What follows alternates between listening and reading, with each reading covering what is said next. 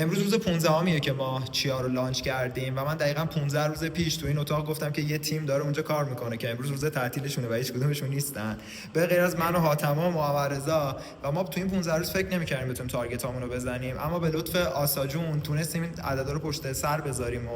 و الان تو این جلسه و روز 15 هم داریم فکر می‌کنیم به آینده و یه سری تارگت‌های جدید گذاشتیم و یه سری کار خفن می‌خوایم بکنیم. اینم از آپدیت روز 15 ما.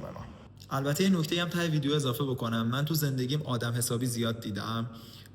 اما واقعا آسا و حمید دو تا از آدم حسابی ترینایی بودن که تا به این لحظه دیدم و قطعا اگر کمک این دو نفر نبود ما نمیتونستیم عددمون رو پشت سر بذاریم و من تیمم و سایر بچه‌ها قدردان حمایت و کمکاشون هستیم و امیدوارم که هر جایی که هستن و هر هدفی که دارن همیشه اونها موفق باشن و بتونن تارگتاشون رو پشت سر هم بزنن و مرسی از حمایتایی که از ما داشتید. دم شما دو نفر بازم گرم.